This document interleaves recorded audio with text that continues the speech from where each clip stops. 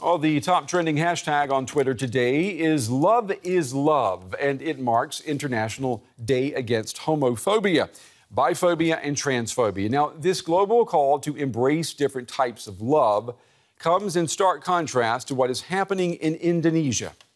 A sharia court in the conservative Aceh province has sentenced 2 gay men to 85 lashes with a cane in public.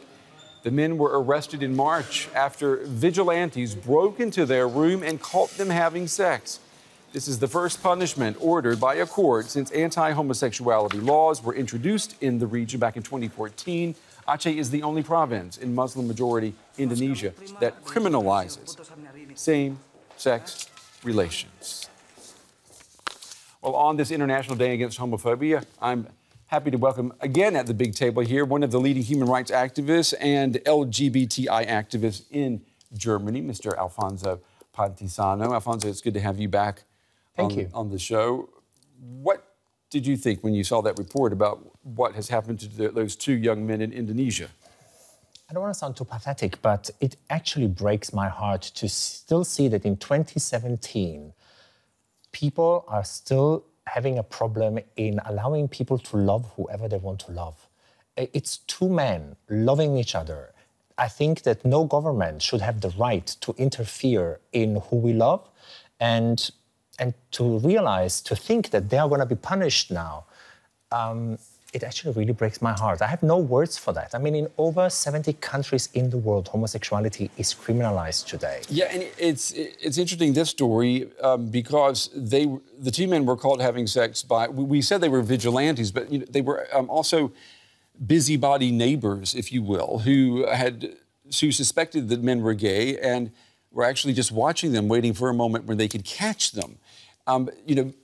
Put the law aside for a moment. They invaded their free space. They invaded their home. And I think that nobody has the right to interfere in what we do at home. And no one has the right to interfere who we love. Imagine you're at home having a private moment, a loving, caring moment, a sexual moment with your partner.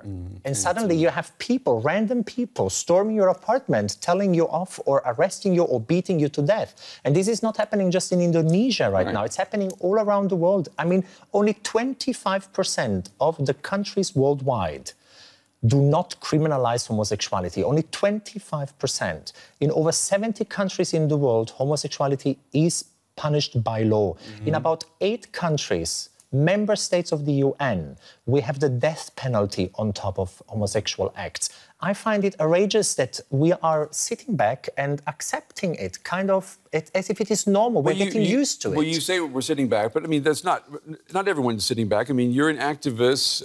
But there are people trying to change the system. Where do you see points of light? Where do you see improvements being made in tolerance? Well, I don't think that it has to do so much with tolerance. Or acceptance. We have to talk about acceptance. We have to accept the fact that me as a gay man, I love men.